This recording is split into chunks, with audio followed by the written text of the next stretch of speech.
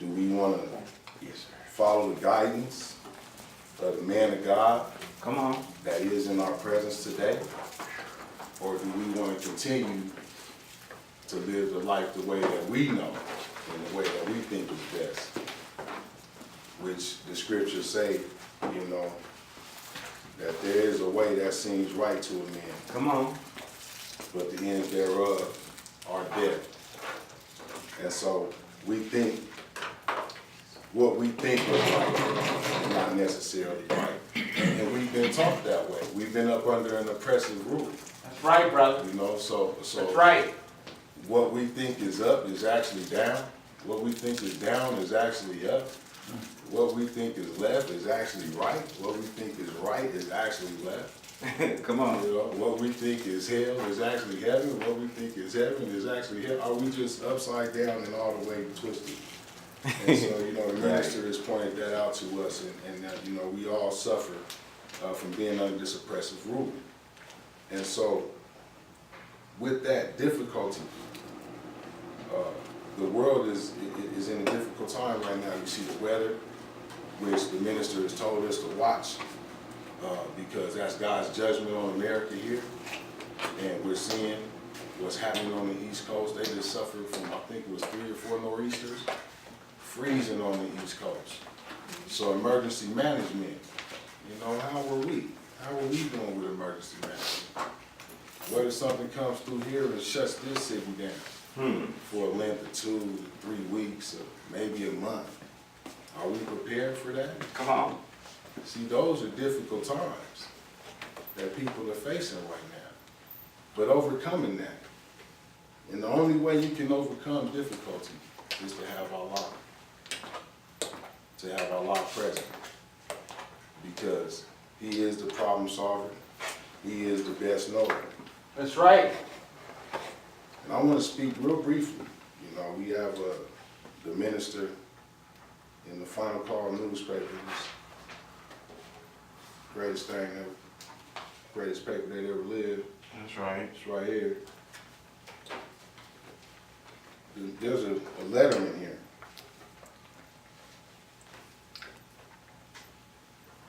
And it's actually talking to black leadership. Because they have a difficult position right now. Because, you know, their funding for what they want to do, it comes by the enemy. It comes by way of the enemy. And so here you have the man of God in the midst, telling the truth to the people. And people have actually agreed with the minister. Go ahead, But bro. now that they're in the hot seat and what's been done in the dark, see, because they meet the minister in the dark. No one wants to come out in the light and meet the minister because, you know, when you're in the light, everybody can see you. That's right. But when you're in the dark, you know, this is a good way to hide. It's a good way to camouflage yourself. And that's why we, you know, when we commit acts that we don't do it in the light. We always wait till it's dark to do it. But with that said, they've agreed with the minister. They've agreed with what he says because the minister has done nothing but given his life for the cause of uplifting his people. Come on. So if you are a part of that people and you see him as an enemy to you, I just gotta say that's foolish. Come on. So it wouldn't be a wrong assumption to assume that these people have agreed with the minister. Now, what was done in the dark has now came to light. So now it's been found out. Well, you've had a meeting, you sat down and talked with the minister, you talked to him, you know, we already know what he's talking about. So we want you to denounce this man. We want you to denounce everything that he's about. Or resign. See, they're calling for the resignation of these people because they've agreed with the minister. Now, I would believe that that is a difficult position that they're in because this is what feeds their families. Okay, but let me read real briefly what the minister said about the people that are in leadership now that are listening to the enemy and what the enemy is saying about denouncing him. Yes, sir. Because he's been charged with anti-Semitism, which is one of the mechanisms that the powerful Jews use to keep our folks quiet Right. in leadership.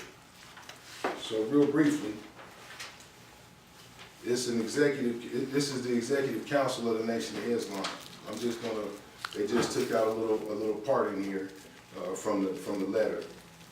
But it said, we are writing this open letter to express our deep disappointment with your published denouncement of the Honorable Minister Louis Farrakhan's Savior's Day 2018 message at the behest of the Republican Jewish Coalition, the Anti-Defamation League, and others who represent white supremacy and the continuing effort to destroy our community. It is abhorrent for you as elected officials to defend these people against the truth that uncovers the horror that has been done to black people and to serve as their mouthpiece rather than allow them to defend themselves against their record and history, which proves that they are anti-black. Right. So this was dated, in this letter, this open letter was dated July 19th of 2010. The letter with this excerpt's coming from. The minister said, whenever the light of truth has been shown on them, they research for you to defend them against the truth that uncovers the horror that has been done to us. They have always been successful, pitting us against each other, thus keeping them from facing the truth of their real relationship with us as they call upon you to denounce me as an anti-Semite, and because of their favor, you believe you owe them for what they have done to help make life comfortable for you. I'm asking you to stand down. If you become an apologist for them in this hour, you will be seen by the masses of our people as a modern day Uncle Tom. That's right. Who believes you owe more to them than to the masses of our suffering people. If you attack me at their insistence, you will be seen as an enemy of the rise of our people, as well as an enemy of your rise. The masses of our people are awakening and are increasingly angry at the reality of our condition.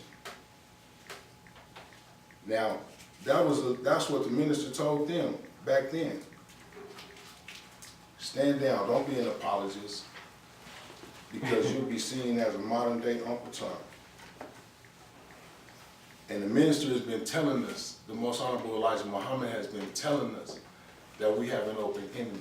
Right. That we have been tricked with technology, that this enemy has fooled us. The Most Honorable Elijah Muhammad has said that everything that this man has taught us was a lie. Right. If everything that this man has taught us has been a lie, then we are in desperate need of the truth. Right. And what if I can tell? What if I can prove to you? What if I say to you that I can prove to you that they have indeed altered our perception on what reality is? What if I told you that? Would you believe me? Come on. Just a question. Because the minister said what they would be going against him. Who in here would ever in their life want to be an Uncle Tom?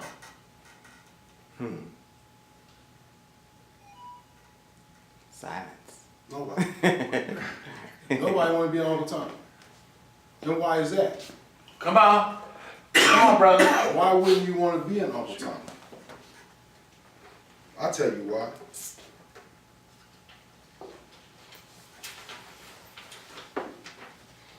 Because Uncle Tom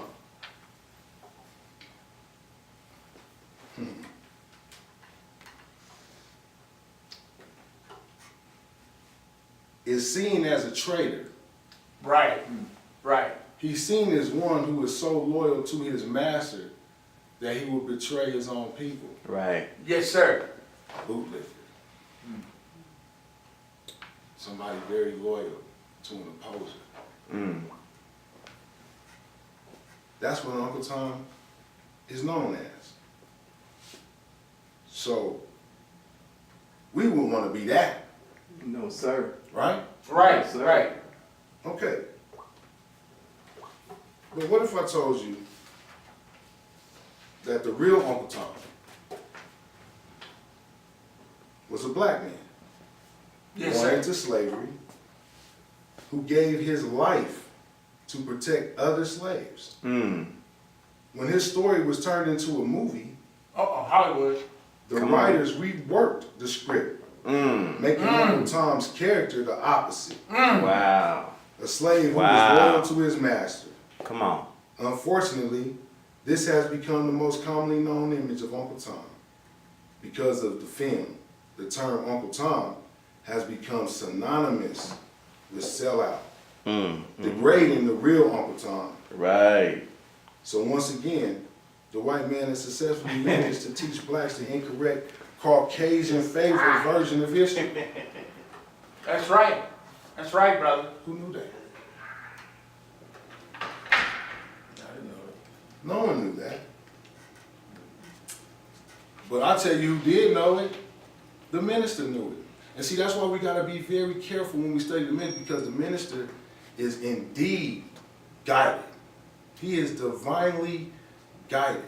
Every word that the minister uses has purpose, it has meaning. You have to pay attention to everything that he is saying, because he said it. He said you'll be looked at as an Uncle Tom. Is that right? That's what he said in the letter. If you are against him, that the masses of the people will indeed see you as such.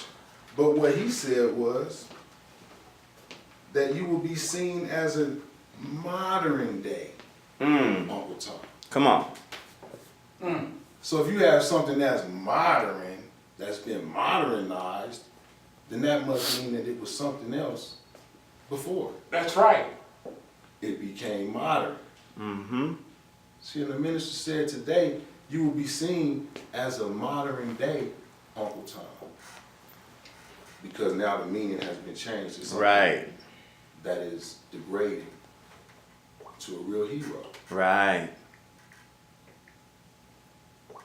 Now, we can ask that question again. Who in here would like to be an Uncle Tom? Come on. You see? Come on. Because what Uncle Tom did was, Uncle Tom, he refused to get a location of 2 black female slaves who escaped. Mm. He refused to do it. Wow. So the master also wanted him to whip one of the slaves. Right, And he right. refused to do it. Rescue 4, diabetic problem. See, this is- Baker 2. This is difficulty. We talking about overcoming difficulty, right? Right. 4, diabetic problem. Baker 2. That's a difficult thing, to have a slave master over you telling you to whip somebody. You already know what the consequence is if you don't. See, and that's what they did with the men, had them have sex with their mothers, with their daughters, Mm. in fear of death. See? But one who fears Allah has no fear of death. That's right. See, Uncle Tom didn't fear death.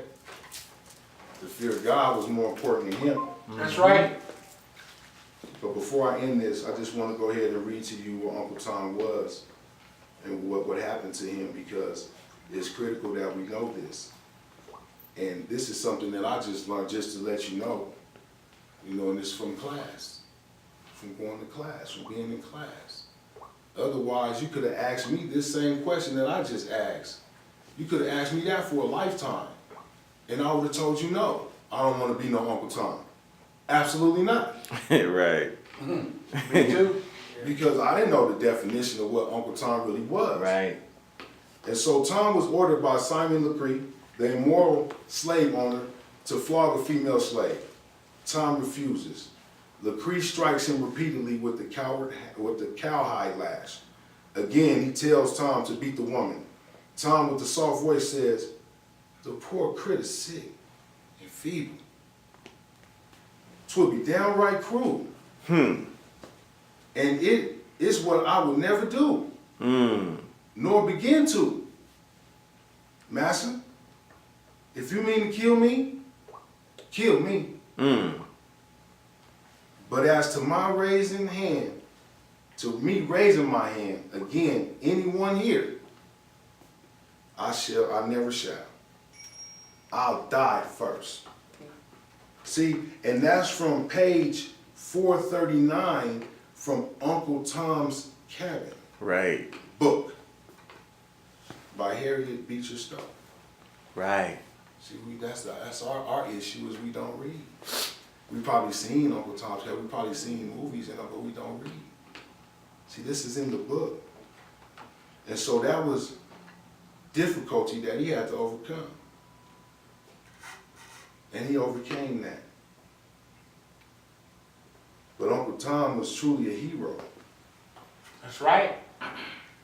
that overcame difficulty and gave his life rather than being a sellout to his people.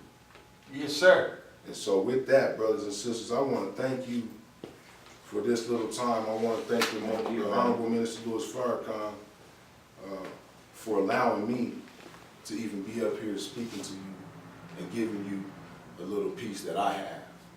But with no further ado, I want to bring up our keynote, our student coordinator, Brother Herman Muhammad. So we give a round of applause for our brother.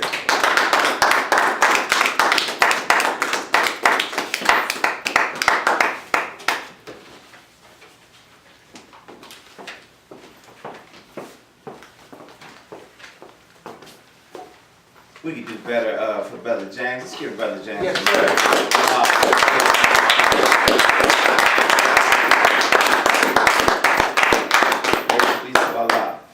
Praise be to Allah. First off, let me say, in the name of Allah, the Beneficent, the Merciful, I bear witness that there is no God but Allah. I bear witness that Muhammad is his messenger. As Muslims and students of the Most Honorable Elijah Muhammad and the Honorable Minister Louis Farrakhan, we thank Allah for all of his messengers, all of his sages, all of his great ones that he sent amongst us. We thank Allah for all of the scriptures that each one of them brought.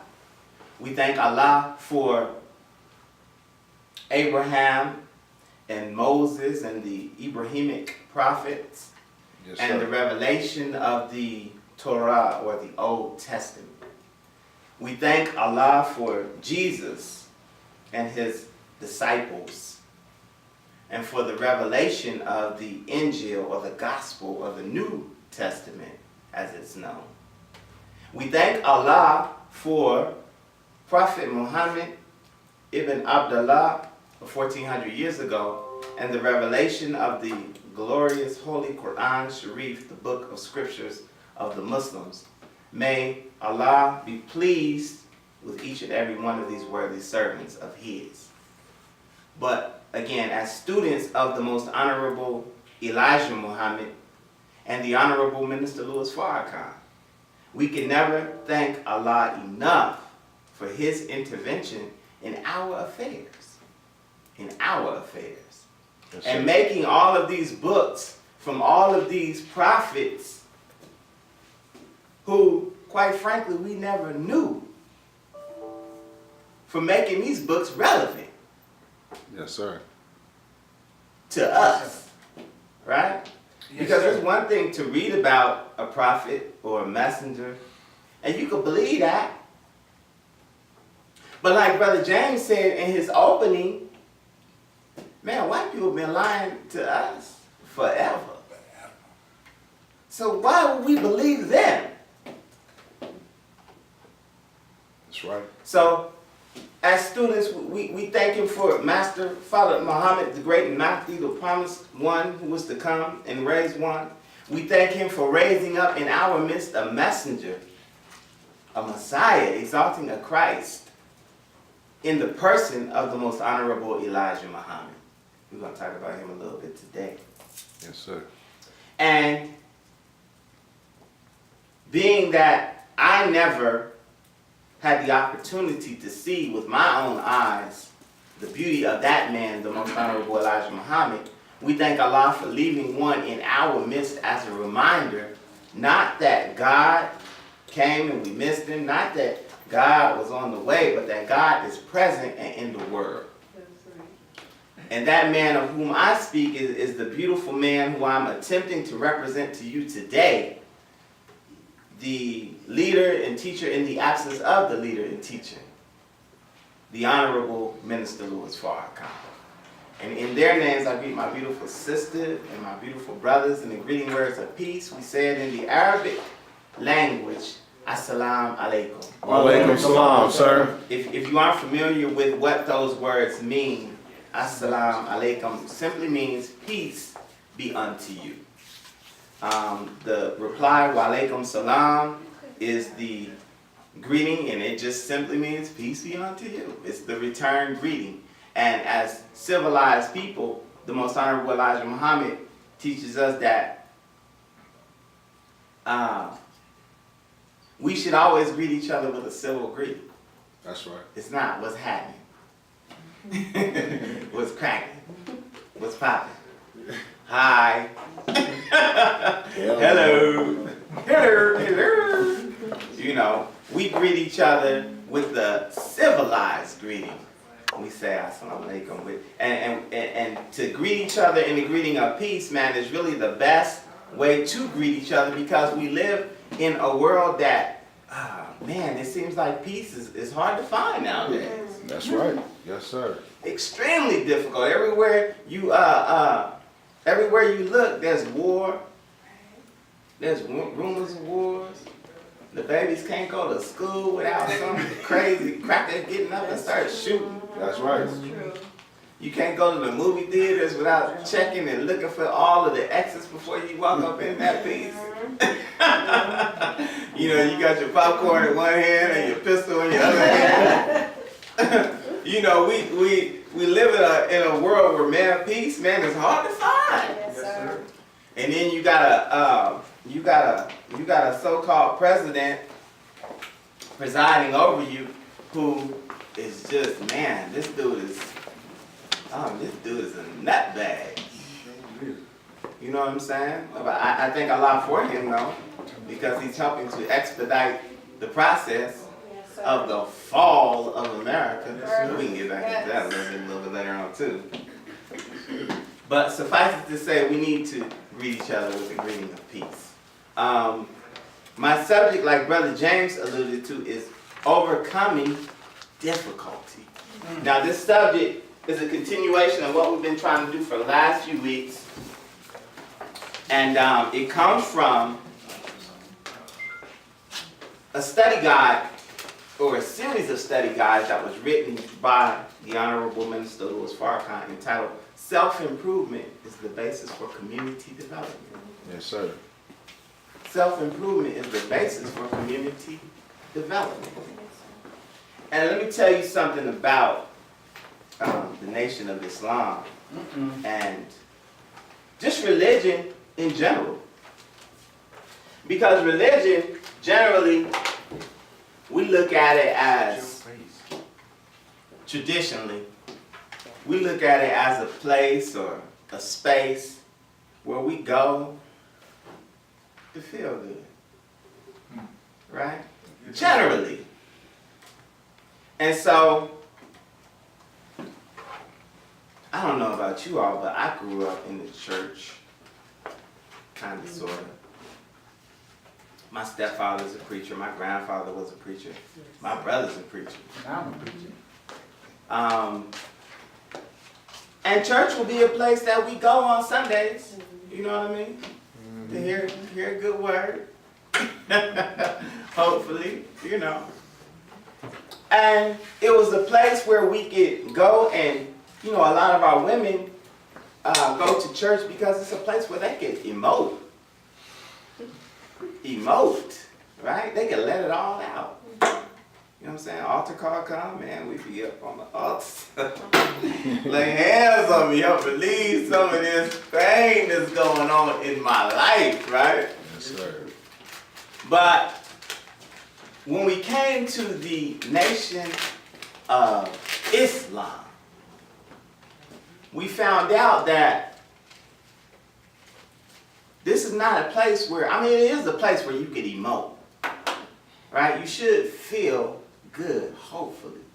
The brother's going to say something to make you feel a little bit good, right? Because the word of God should make you feel good. But it's really a place where we can evaluate our own self. Yes, sir. It's really a place where if we take the principles on that we are listening to and learning about, they're going to help us to improve self. Right. And if we can improve self, then we'll find out that we'll be able to overcome difficulty. Yes, sir. Yes, sir. Now, this is an extremely important subject, because as human beings, especially living in the United States, the United States of America in 2018, all of us, especially if you're black, are encountering some sort of difficulty. Yes, sir.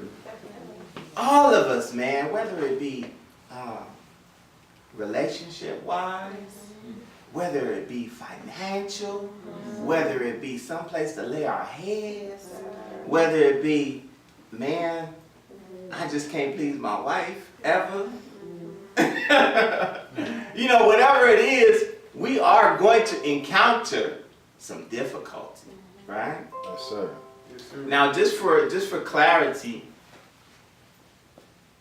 I want to do a couple of definitions. Difficulty is the condition or fact of being difficult, something that is difficult as a hard problem or an obstacle or objection, trouble, distress, etc.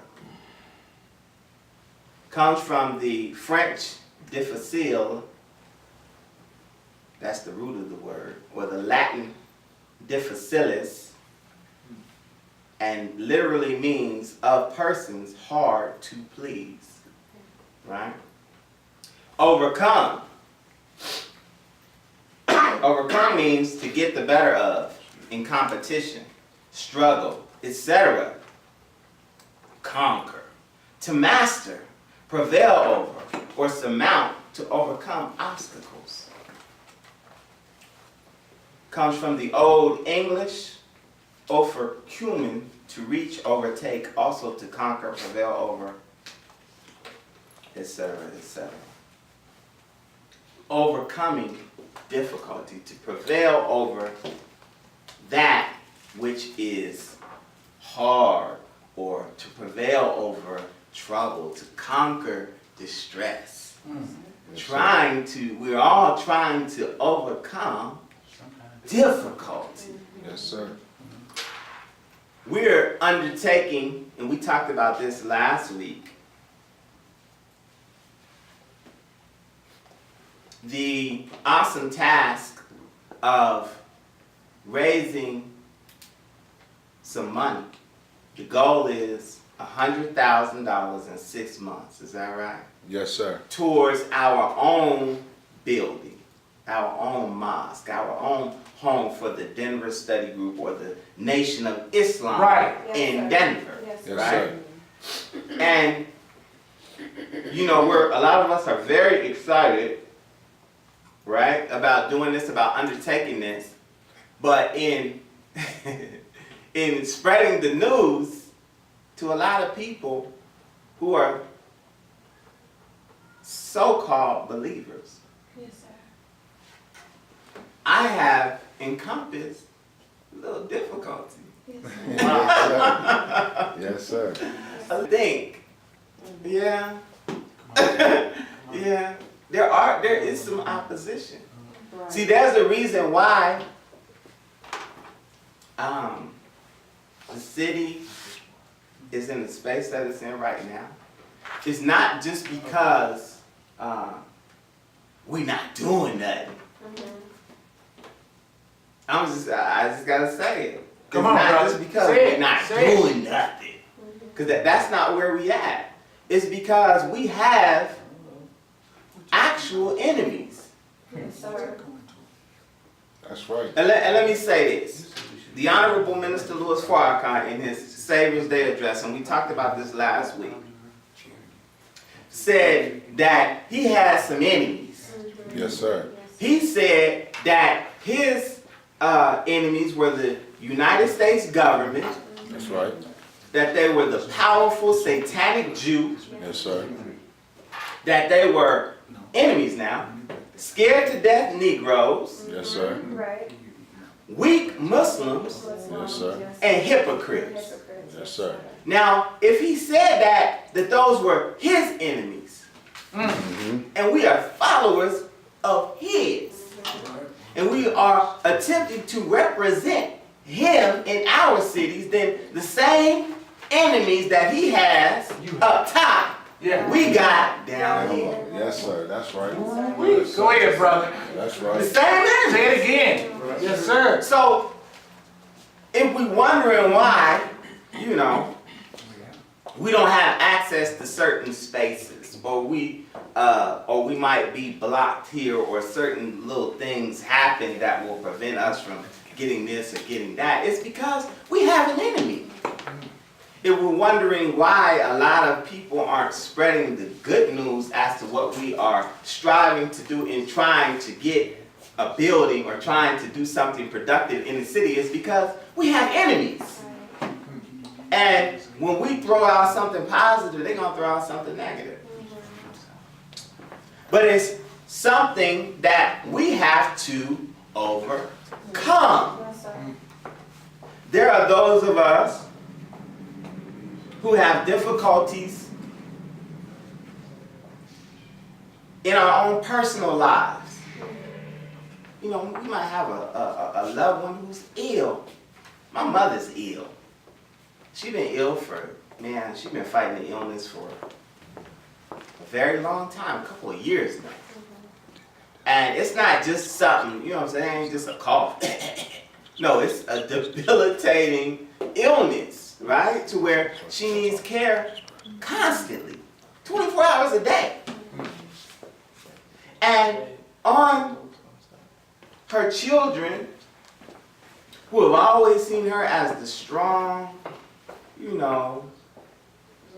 resilient, independent, wise woman that she is, it's difficult to see mom in a position to where now I gotta pick her up and put her in the bed.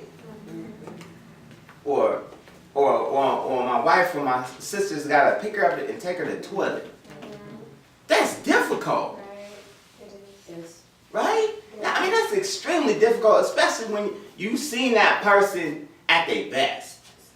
You've seen that person at their strongest, and you looking at them and you like, man, couldn't nothing ever happen to this one. You know what I mean? Like, they so strong that you can't ever imagine seeing them weak. That's a hard situation. Yes, sir. It's a hard situation when we're dealing with relationships Yes, sir. with our husbands or our wives or our potential husbands or our potential wives. These aren't relationships that aren't going to be easy to form. Yes, sir. There's a level of difficulty that's going to be attached automatically, Right. right? We and a lot of times now we're so impatient with one another Yes, sir. That's right. that the first thing we want to do is throw each other away. That's right, brother. That's right. as if, this is crucial. The first thing we want to do is throw each other away. Yeah. As if that person don't have value. Right. When the most honorable Elijah Muhammad said, when we come to consciousness, man, that every time I look at a black man or a black woman, I'm looking at God. That's right. That's right, brother. Now, how do you throw God away? Right. That's right. It's easy for us. That's right. Ain't that something? I mean, we got to be out of our damn mind. Yes. Yes. You know what I'm saying? Because, I mean, that's the first thing we do. Yeah. Look, man, look, I ain't got to put up with that. Yeah. Who do you think you are? Talking to me like that. I don't chase them, I replace them. Right. Yes, sir. Right? Yes, sir. That's how we think. We will throw one another away like it ain't nothing. Yeah, that's right. When that person, man, look, Allah says in the Quran, He says a couple things. But one of the things that He says is that you may hate a thing.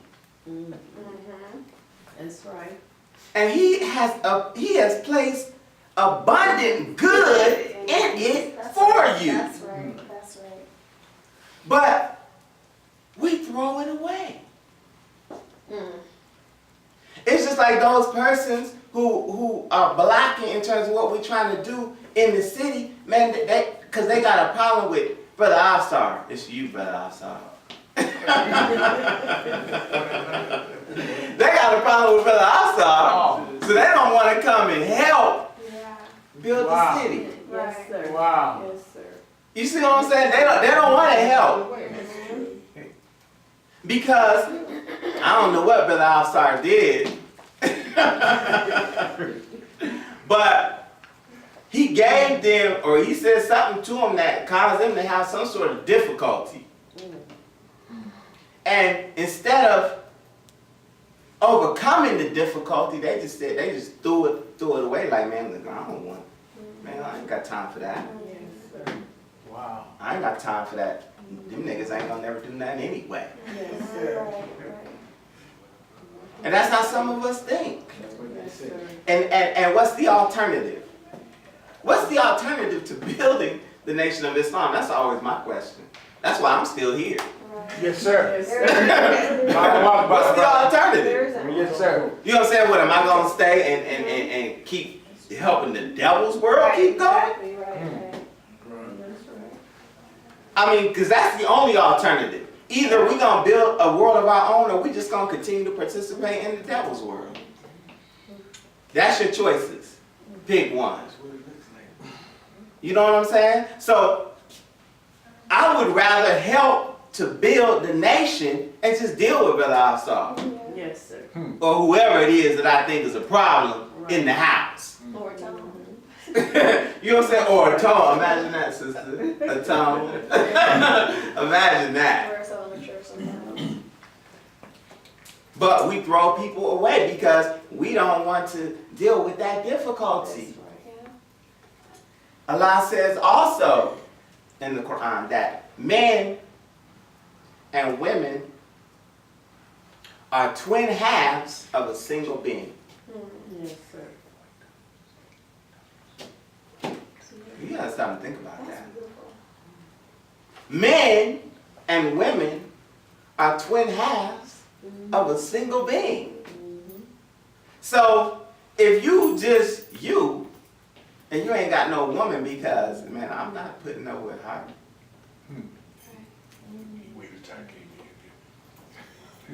I'm not putting no with her. She can't talk to me like that. For real, For real. But men and women are twin halves of a single being, but you can't put up with her, or you can't put up with him. Then what does that make you? Come on, come on. I mean, because to be is to be. Be and it is, right? Yes. That's the, if you're not a being, if you're not a whole being, you a half a being? Think that over now.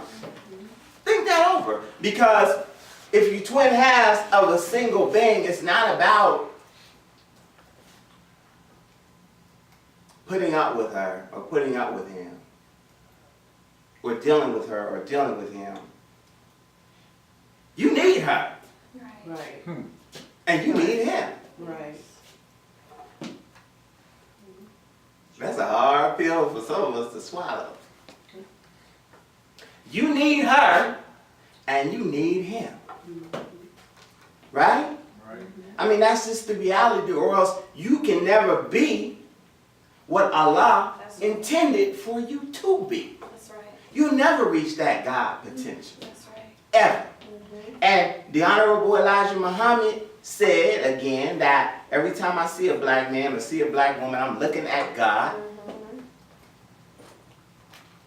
Yes, he did. He's the example. He's a noble example. Is that right? Yes, The Honorable Minister Louis Farrakhan, following in those same footsteps, is a noble example. Are they married or are they single? Married, bless you, I didn't hear y'all. Are they married or are they single? please. Married. So, Easy man. right, it's easy. This is easy.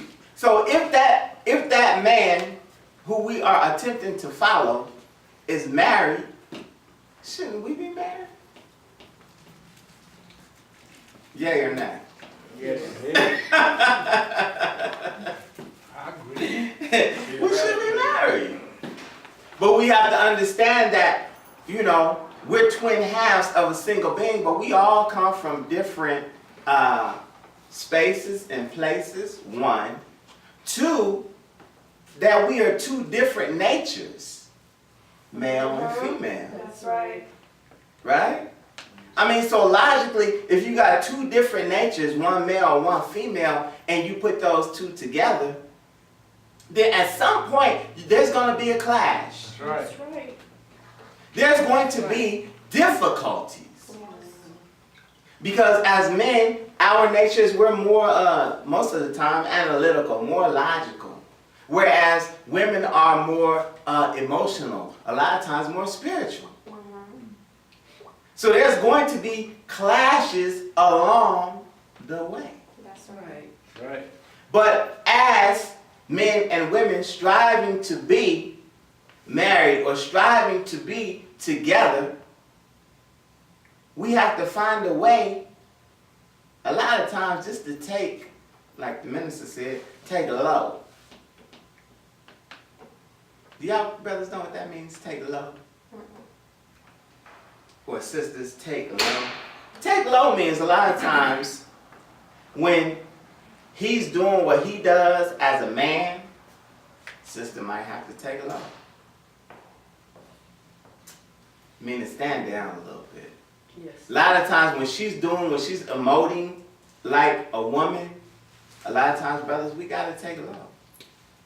And just understand that that's the nature of that woman. That's the nature of that man. We have to be patient one with another. Yes. Yes, sir. In relationships, I didn't even really mean to get on this, but praise be to Allah. In relationships, especially in overcoming difficulty, we should deal with the concept of love. But we should deal with it because the Most Honorable Elijah Muhammad said that love is freedom, justice, and equality. Is that right? Yes, sir. That's so important in a relationship. Right. Freedom, justice, and equality. In a biblical sense, I like love the way it's taught in 1 Corinthians chapter 13. And it depends on what version of the Bible that you read. This is the King James Version. But in other versions, love is interchangeable with the word charity. Right? And it reads like this. And this is the 13th chapter. First through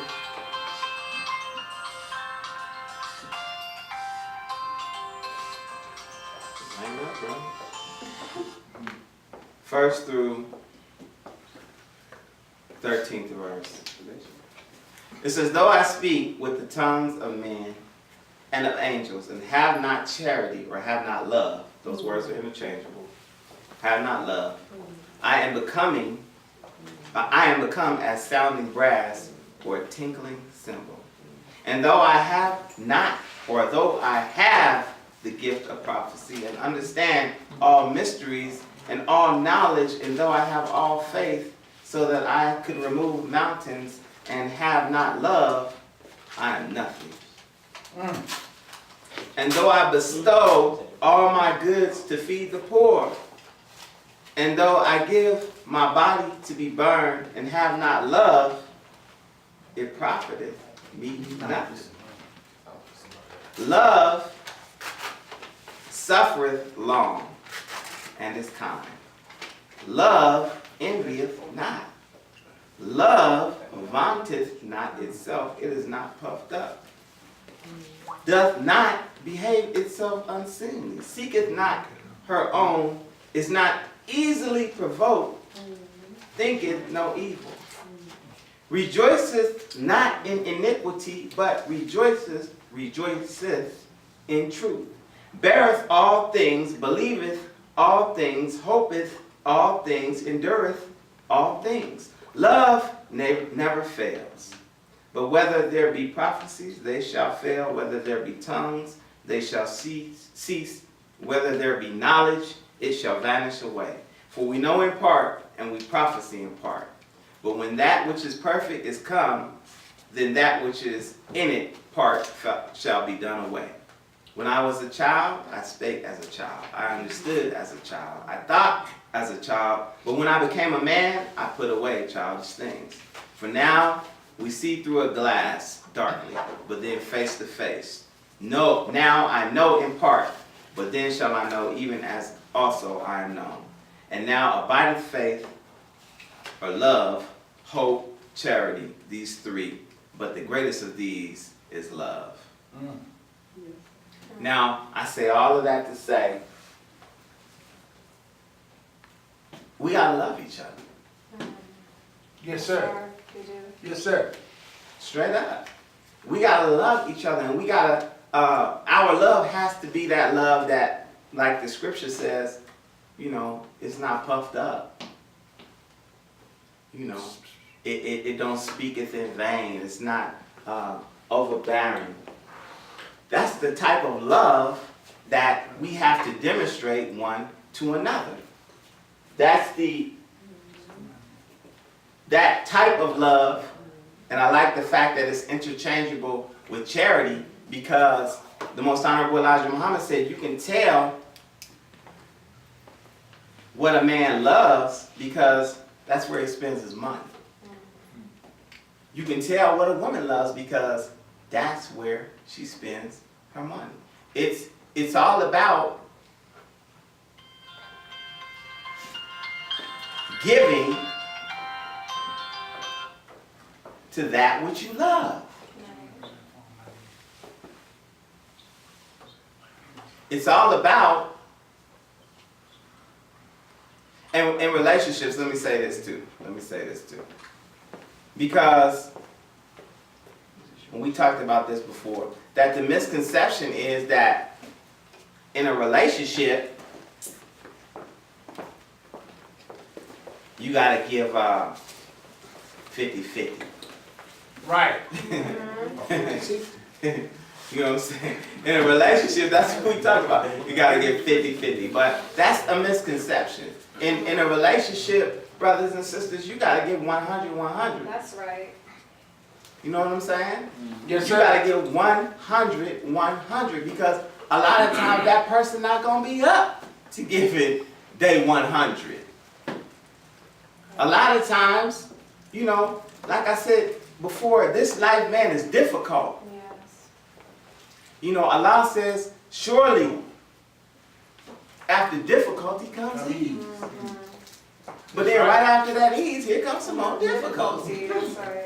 Followed by some more ease. Yes. But there's gonna be difficulty, so we're not always gonna be 100%, but our striving should be 100% at all times. Right. When we deal with one another, it shouldn't be about what she does, brother. It should be about what you do. It shouldn't be about what he does, sister. It should be about what you do. Because we're not responsible for what he or what she does. We're only responsible for ourselves. Right. Self-improvement is the basis for community development. Is that right? Yes. right. We can't control what the next man or what the next woman does. We can only control what we do. Right.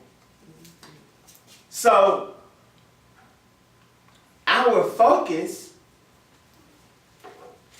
should be to be the best me that we can be. I gotta be the best me. Yes, Mhm. that's right. Yes, sir. So no matter what she's doing, look, as long as I'm performing my duties as a husband, that's gonna make my conscience clear if this thing don't work out. Right. You know what I'm saying? It can't be about what she's doing. Now, there are exceptions, man, with regards to makeups and breakups and divorces and all that sort of stuff, because Allah does allow divorce. He does allow divorce. But those are extreme circumstances. Right. It shouldn't be because she just don't keep the house clean. Or she didn't cook last night. That ain't no reason to divorce. Right. If there's infidelity in the marriage, that's a reason for divorce. Yes. You see what I'm saying? But most other things we can overcome. Most other difficulties we can overcome, and even if we put Allah in it, which He should be, we can even overcome the infidelity.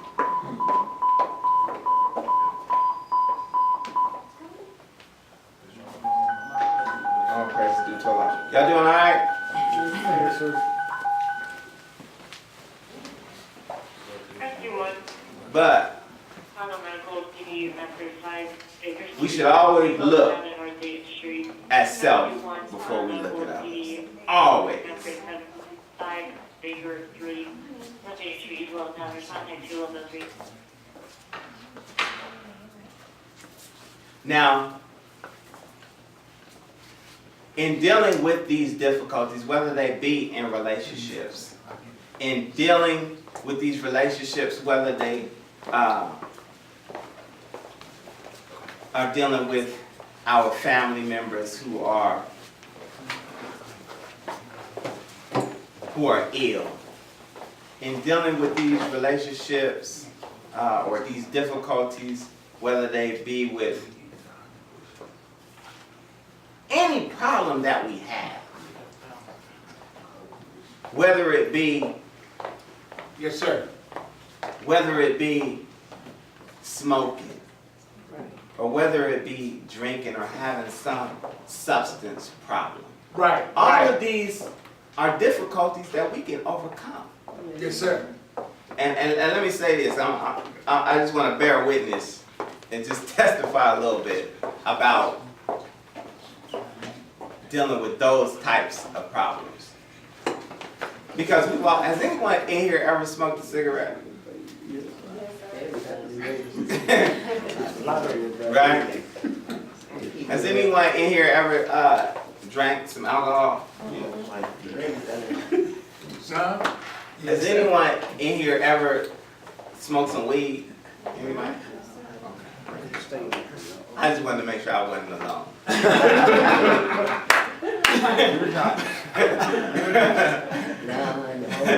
So, I remember when I was when I was a teenager, man, and you know, when those years in between 12 and I want to say 14, you really deciding who it is that you're gonna be as a young man, right? You deciding on whether you're gonna be an athlete or whether you're gonna be a nerd or whether you're gonna be a cool kid, so-called cool kid who hangs out on the corner, smoke and drink with your partners. All these things you decide, you know what I'm saying, right around that age, you know, that's a very pivotal age. But I remember, in terms of overcoming difficulty,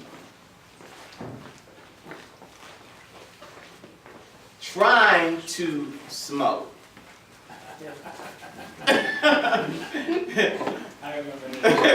Trying to smoke. Like my partners, they would drink, they would smoke them. They didn't call them Black and Milds back then. They smoked the Swisher Sweets, right? Swisher Sweets. They be cherry flavor, or grape flavor, or whatever. And so I went and I don't know where I got the little money, but I went and got some Swisher Sweets, and because I'm trying to be cool with my partners, tried to smoke. Now we're talking about overcoming difficulty, right? So I smoked this thing, and I just remember them talking about how good they tasted. But I'm smoking this thing, man, and immediately I started coughing. Right? I started coughing up my lungs, man. And I'm like, this is difficult. Like, is this supposed to be that difficult? To smoke a Swisher Sweet or a cigarette? I mean, like, coughing, brother, like, eyes watering, like, about to pass out coughing. And I'm like, this guy, so I asked my partner, I'm like, man, look, am I supposed to be doing this? Is it supposed to be? And he's like, man, you just gotta get used to it. That's right. I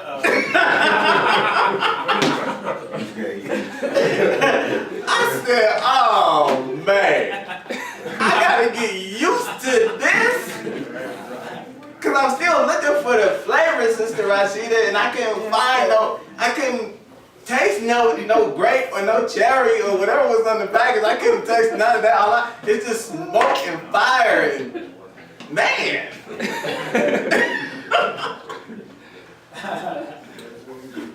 But he said, and he meant that. You just gotta get used to it. You just gotta keep trying it until your lungs get used to it, brother. So, needless to say, man, I wasn't gonna get used to that.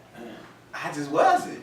You know what I'm saying? It didn't appeal to me. I did not want to overcome that difficulty. I didn't. Like, and you know, wisdom is that was your lungs telling you that this is a foreign substance that is trying to enter into a otherwise healthy lung. Get it out. You see what I'm saying? Get out of here. So I couldn't overcome that particular difficulty. I didn't have the desire to overcome that difficulty. I'm like, man, it can't be this. You know, it can't be this good. It can't be this bad. And it's supposed to taste good. So I never did get to the good taste of the Swisher Sweet, right? I had to abort that process. So I never did get the benefit, if there was any, smoking cigarettes. It just was not for me. Now, liquor, on the other hand, that's a different thing. Because, you know, again, you 17, 18 years old, you start drinking with the brothers on the corner or whatnot. And the taste wasn't good. I gotta say that. The taste was not good, but Look, man, I said, man, I'm gonna go ahead and do this because I knew, that, man, that wasn't for me either. But what I'm saying is, even in doing something that is not necessarily good for you, there is a level of difficulty if you want to get to the pleasure in that particular thing, right? So now that we coming out of that, how do we overcome the difficulty of stopping the smoke or stopping drinking? How do we overcome the difficulty of that pain in those relationships, getting over that pain in the relationship? How do we overcome the difficulty of seeing our loved one in that terrible condition that we're not accustomed to seeing them in? How do we cope with that? Right. Say it again, sister. Pray. She said pray. That's a beautiful answer. That's a beautiful answer. Because, listen, Pray, love me. the most honorable Elijah Muhammad and the honorable Minister Louis Farrakhan are teaching us that every answer to every problem that we have is already within our own selves. Every answer to every problem that we have is already within our own selves. Allah has already planted that in us. We just got to find a way to get it out.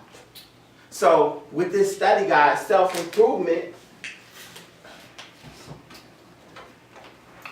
the basis for community development, when we're learning about self, we learn that we have to have a relationship with Allah.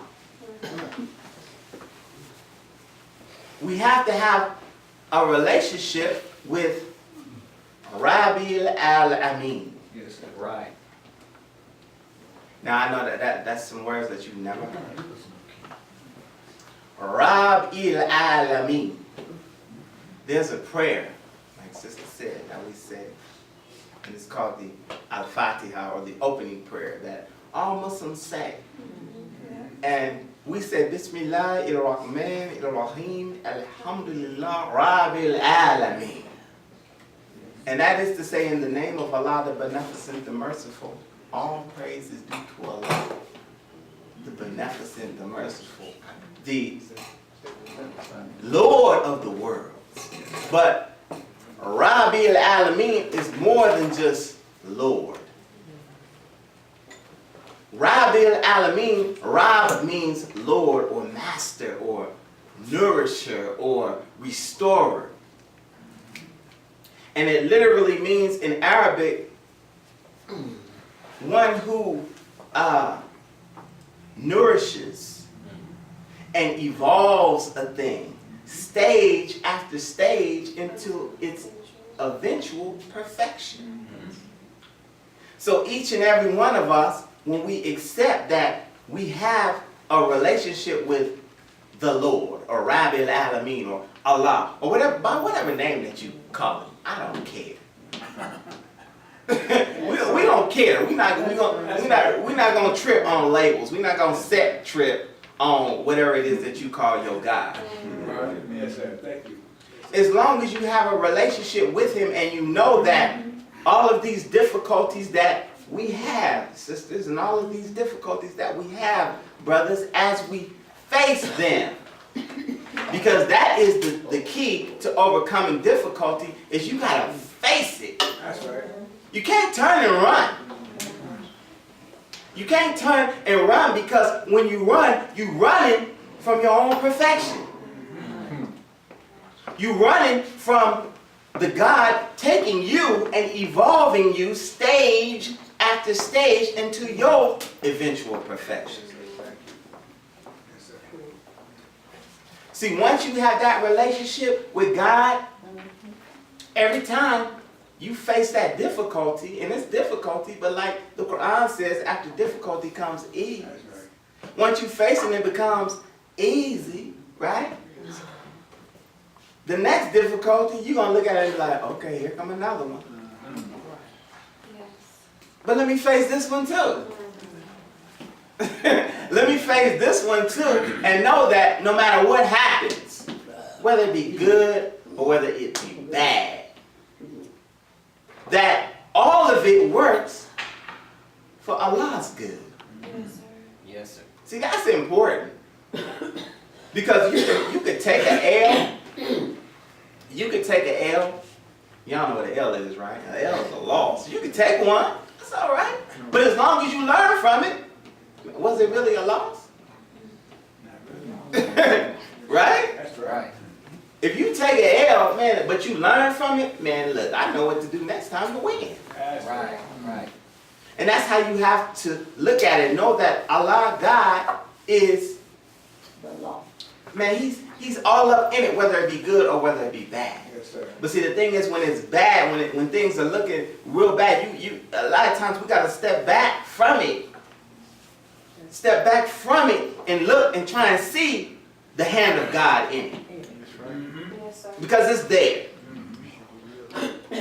Even with our loved ones being sick, it's there. Yes, sir. Even with the problems that we have in our relationships, it's there. Even when we fall down, man, on our faces, man, after what, man, the trial, man, looked like it done whooped my behind, man. I'm laying in the gutter, but man, can I get up? Because if you can get up, you still got a chance. That's right. You see what I'm saying? If you can get up, you still have a chance. So we have to look at it in its proper light. God is all up in it, brothers and sisters. All up in it. Now, before we get out of here, I wanted to talk on just briefly, because we had talked about last week the Honorable Minister Louis Farrakhan and the difficulties, not that he's facing, because he's good, but there are difficulties that those who have been supporters or those who have even been seen with the minister are now facing because of their stand with him during Savior's Day, when the so-called Jews began to launch their attack, right?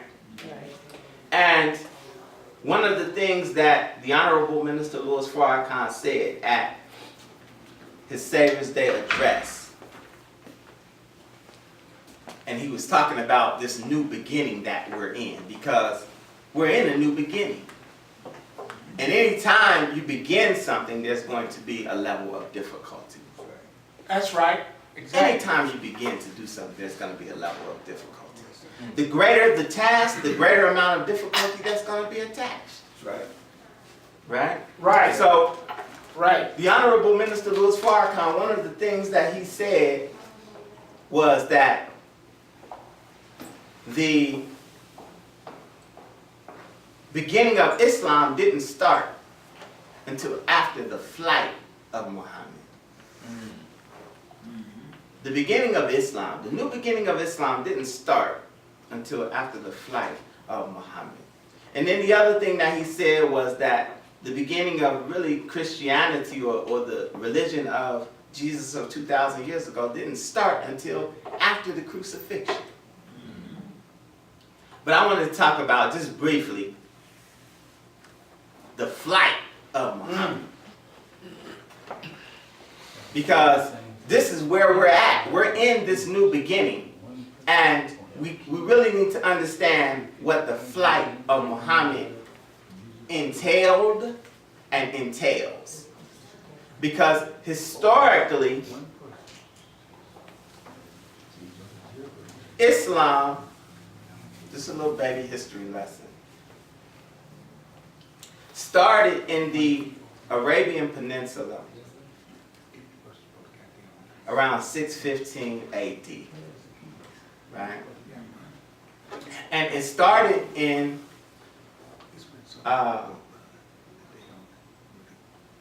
Medina. Now the flight, I want to read a little bit of history, just very briefly, and then we'll be out of here. Take your time. So the flight is referred to as the Hijra, or the Hijra, depending on your pronunciation. So, just tell you a little bit about Muhammad if you don't know anything about Go ahead, Muhammad brother. of 1400 years ago. Muhammad, one of the most influential religious and political leaders in history, was born in Mecca around 570. His father died before he was born, and Muhammad was put under the care of his grandfather, head of the prestigious Hashim clan. His mother died when he was 6, and his grandfather when he was 8, leaving him under the care of his uncle Abu Talib, the new head of the clan. When he was 25, Muhammad married a wealthy widow, 15 years his senior. He lived the next 15 years as a merchant, and his wife gave birth to 6 children, 2 sons who died in childhood and 4 daughters. From time to time, Muhammad spent nights in a cave in Mount Hira north of Mecca, ruminating on the social ills of the city. Around 610, he had a vision in the cave in which he heard the voice of a majestic being, later identified as the angel Jibril, or Gabriel, say to him, "You are the messenger of God." Thus began a lifetime of religious revelations, which he and others collected as the Quran. Muhammad regarded himself as the last prophet of the Judeo-Christian tradition, and he adopted aspects of these older religions' theologies while introducing new doctrines. Muhammad's monotheistic religion came to be called Islam, meaning surrender to God, and its followers were Muslims, meaning those who have surrendered. His inspired teachings will bring unity to the Arabian Peninsula, an event that had sweeping consequences for the rest of the world. By 615, Muhammad had gained about 100 converts in Mecca. This is 5 years later. He spoke out against rich merchants. I want you to pay attention to his history, who he criticized as immoral in their greed.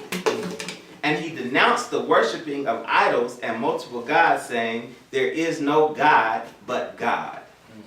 City leaders became hostile to him.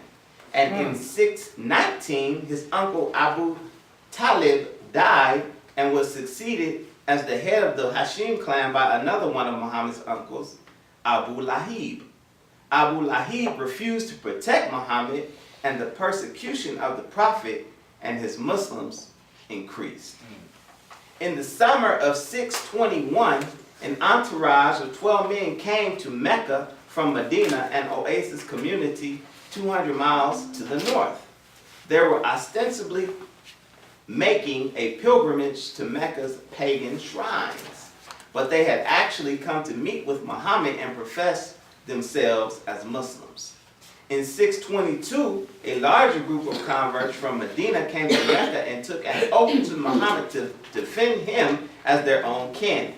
Muhammad immediately encouraged his Meccan followers to make their way to Medina in small groups. When the city authorities learned that the Muslims had begun an exodus, they plotted to have the Prophet killed. Under this threat, Muhammad slipped away unnoticed with a chief disciple and made his way to Medina using unfrequented paths. He completed the celebrated Hijra on September 24, 622. The history of Islam had begun. At Medina, Muhammad built a theocratic state and led raids on trading caravans from Mecca. Attempts by Meccan armies to defeat the Muslim forces failed, and several leading Meccans immigrated to Medina and became Muslims. Muhammad later became more conciliatory to Mecca, and in 629 he was allowed to lead a pilgrimage there in exchange for a peace treaty. Shortly after, he was attacked by allies of the Meccans, and Muhammad denounced the treaty in January 630. He returned to his birthplace with 10,000 men. Now this is 10 years later. Remember, he started out with 100. He came with 10,000 10 years later.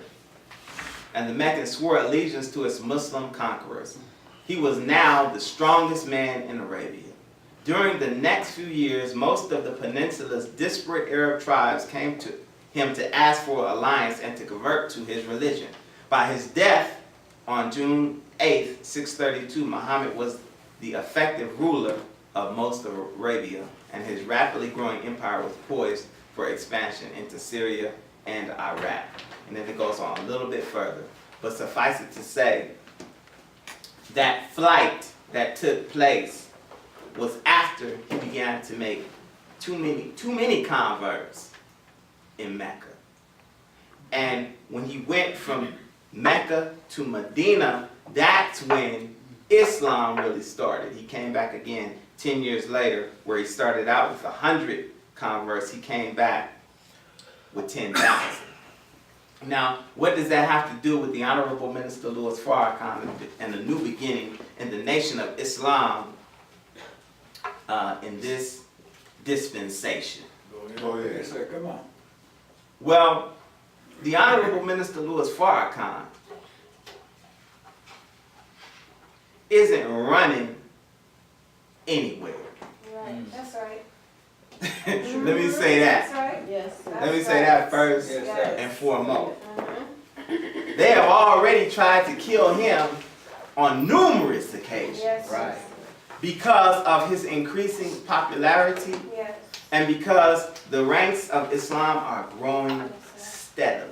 Yes, sir. We might not see it, but all you gotta do is go online a little bit and look at all of the those who are following the Honorable Minister Louis Farrakhan. All you have to do is look at the number of seats that were sold at this past Savers Day. Filled up an 11,000 people arena. There were 500 in the overflow and countless others watching online. The flight that is referred to is not him running. The flight is the fact that they can't touch him. Yeah. The flight of Muhammad refers to this man done took on wings. Yes.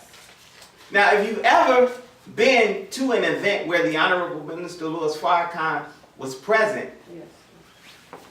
you can feel the spirit lift as soon as he comes into the room. It's unbelievable. It's palpable. Yes, sir. But now the enemies are pursuing those who are friends and allies of the Honorable Minister Louis Farrakhan because they can't touch him. Right. You understand what I'm saying? Yes. They can't touch him, but now we're saying hands off Farrakhan. Period. Yes. Yes. Point blank. Yes, sir. Point blank. Now we have come out, and Brother James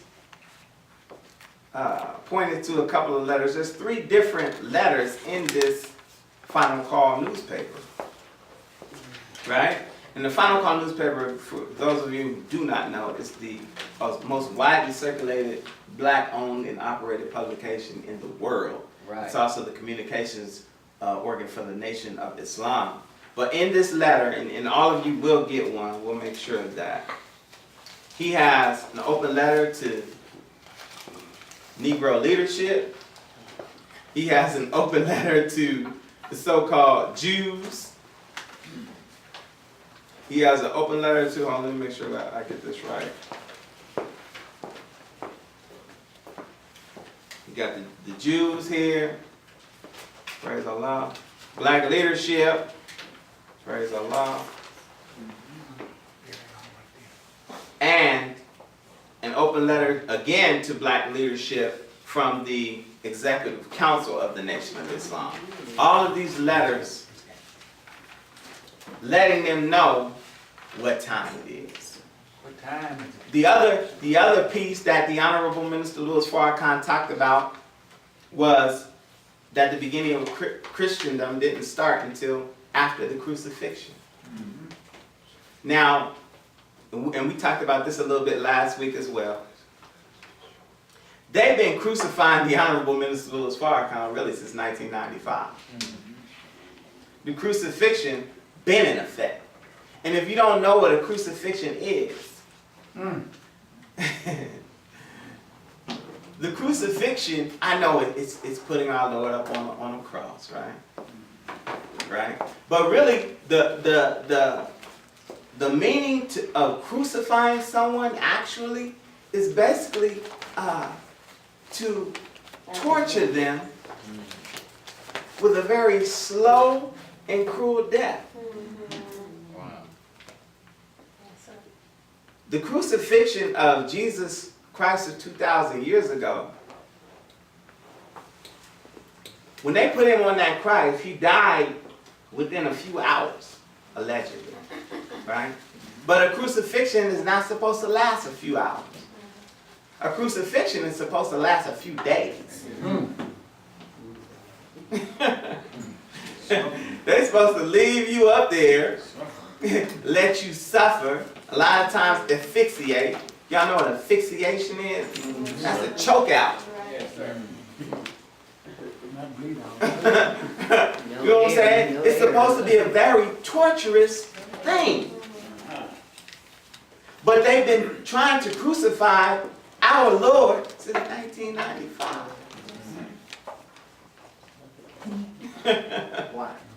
But they just can't do it. No matter what they do, he just keeps coming. He just keeps coming. He just keeps going. He keeps hurling that truth, that falsehood until it knocks out his brain. Huh? Beautiful. It's a beautiful thing. And so, in this new beginning, eventually, you know, the Honorable Minister Louis Farrakhan has to go. Right. He has to go. He does. And he's been preparing us for this for years now. Yes, he has. But in his going, we have to keep on going up. We have to tighten up. We have to ride on what he's given us. That's right. We have to study our study guides and become the best me that we can be. That's Right. Yes, sir. Right? We have to self-improve so that we can better improve our community. Yes, sir. This is the time and what must be done. Yes, sir. Right. The time and what must be done. Now we're running up on time, and I don't want to hold you all. I just want to thank you all for coming out and listening to your little brother just share a little bit. And I hope that we were able to give you something to help you to overcome the difficulties that you have in your life. Because you're going to face difficulties. You might as well get used to it. But the question is, do you have the tools? Are you equipped to face that difficulty? Yes, sir. And we certainly can help you in the Nation of Islam to overcome those difficulties. But just know and understand that it's going to require work on your part. You know what I'm saying? Yes, sir. Ain't no, you know, ain't no mystery God.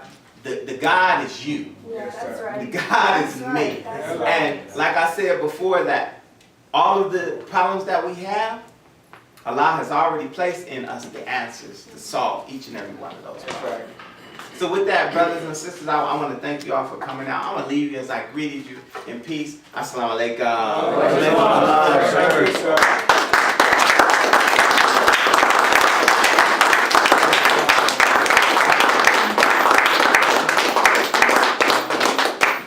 Praise be to Allah. Now, in the nation, we're not a church. Right. And so I don't really expect you to believe everything that I said. I hope that you believe everything that I said because it was the truth. But what we allow in the Nation of Islam that they don't allow in church is we allow you to ask questions. So before we get out of here, do any of you who are here for your first, second, or third time have any questions about what you've heard here today, Todd, or any questions you might have about the Nation of Islam in general? If I can't answer them, I'm sure that there's somebody here who can, and if there's nobody in the room that can, we'll get you an answer before it's all over. Yes. Are there any questions? Any? So it's clear? Oh, Yes. praise. Praise be to Praise. Allah. All right, so I have a couple of questions. Oh, Brother Rashid. I just was wondering, where did you get that letter with the Prophet The Muhammad's history story? of Muhammad. Yeah. This is actually pretty good too. It was what I did. My process, brother, was I Googled the flight of Muhammad, and it's actually a piece that was put out by the History Channel, which is actually pretty good. And I give it to you. You know what I'm saying? It's actually pretty good. I just printed it out. But it's just a brief history of Muhammad and the Hijra, or the Hijra, however you want to pronounce it, dealing with the flight of Muhammad. Yes, sir. Yes, sir. Thank you. Any other questions? Praise be to Allah. Okay, so I have a few questions. How many of you are, first of all, are here for your first, second, or third time? Can I see this by show of hands? Praise be to Allah. Praise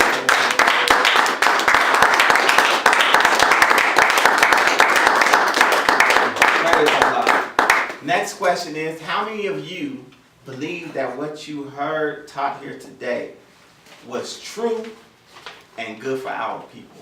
If you think that it's true and it's good for our people, please raise your hand.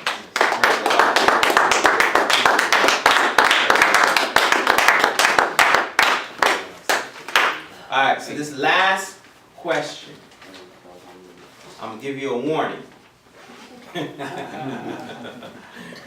This last question requires a bit of action, but don't be scared.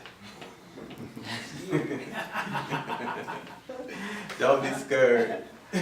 I'm your brother. We're your brothers and sisters, and we're not going to ask you to join anything because you cannot join something that you're already a part of. That's right. Right. Come on. That's right. You can't join something that you're already a part of. Right? How many of you, after believing that what you heard is true and is good for our people, would like to stand with us, learn more?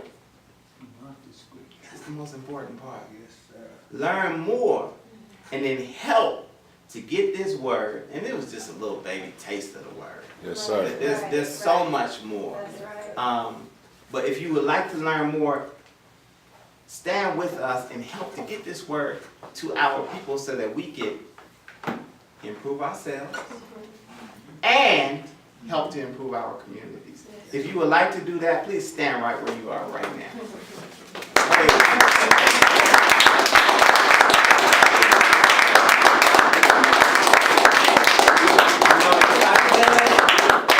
I'd like to just shake your hand on behalf of the Honorable Minister Louis Farrakhan and welcome you to the Nation of Islam. Again, big brother, what's your name, brother? Brother Mustafa, man, praise be told you already in Islam. Come on, brother Nathaniel. This is brother Nathaniel. Yes, sir. Thank you, brother. Welcome, welcome, welcome. Brother Jackson, I'll show you where to go. And sister, Tanya, Denise. Sister Denise, it's an honor to meet you, ma'am. Yes, ma'am. Thank you. Let's give them a round of applause.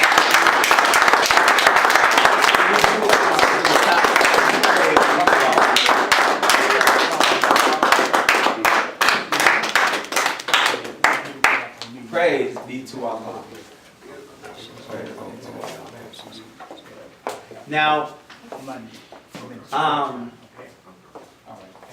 want to say, I talked about my mom and her illness And for, all of those, I know this isn't a church, but we want to definitely pray for our sick and